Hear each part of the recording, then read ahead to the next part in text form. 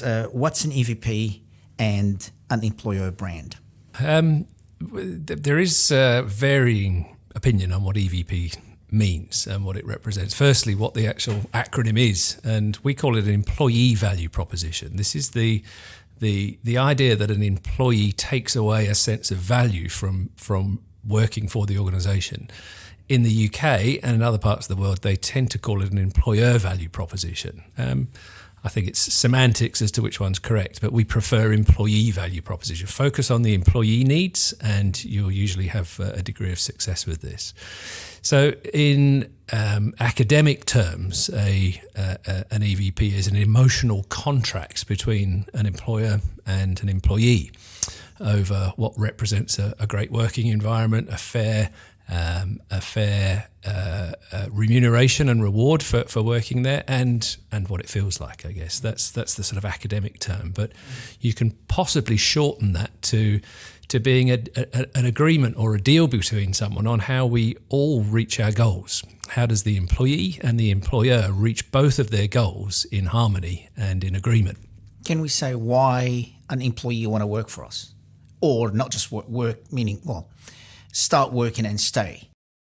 Yeah, well, an EVP really starts internally with what we are offering our current people. You can't really take an EVP and go externally with it straight away. It has to be true, it has to be competitive, and it has to be consistent. So we must start internally with, why do people join us, and importantly, why do people leave? And there are some certain truths in there that may not be palatable or attractive to us, but they need uncovering, because otherwise they will just remain there and remain problems. So to find out across the organisation what makes people, what attracts people, and what disappoints people is absolutely vital. So the EVP is a deal, if you like. It's a deal between the employees and the employer as to what is the best outcome to achieve all our goals. The other phrase for it could be it's what people say about you when you're not in the room as an employer. Okay. That's probably the definition of a brand more as such. The employer brand is then the articulation and the communication of our EVP to all of our different audiences.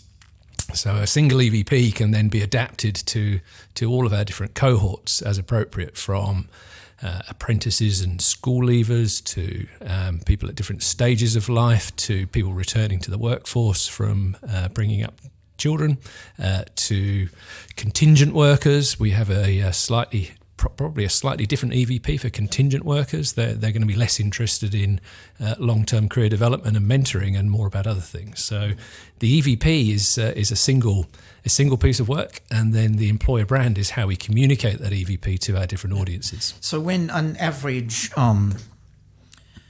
person in the industry, what I mean by average in terms of the topic, their knowledge or sophistication about the topic, so whether they are in HR or not, when they see those campaigns by the Army, for example, when they have a huge budget, they spend, I would guess, millions of dollars across every single media in the country, TVs and whatever else, trying to it becomes more of a story. You can see it's not just an ad saying, hey, come and work for us and we pay you $50,000. They are talking about lifestyle, they're talking about choice, they're talking about building their career beyond even leaving the Army, etc. You start to see in your head, hold on, there's something going on here. That's an EVP, right? They're trying to really articulate a full EVP. Those campaigns are built with that in mind, right? Yes, indeed. And where that comes from is an insight through research into what people look for and what people respond to. So just to put those numbers into perspective, the Australian Defence Force spends somewhere between $50 and $60 million a year on their recruitment advertising, or their TA. And that is for somewhere between 7,000 and 9,000 people. So that's quite a high spend per person to attract each of these people into the Defence Force. Why are they doing that? Why? This is the Defence Force have one of the highest senses of purpose in the country, and EVPs really could be shortened to a sense of purpose. There's a famous chap called Simon Sinek, who is an American corporate philosopher, I think he calls himself. And he talks about the what, the how, and the why of organisations. We all know what we do, and we generally, hopefully, know how we do it, how we deliver this service or product. But very few people ask why. Why are we doing this, and what impact do we have? So this sense of purpose to an organisation is crucial. And the EVP helps us articulate that sense of purpose.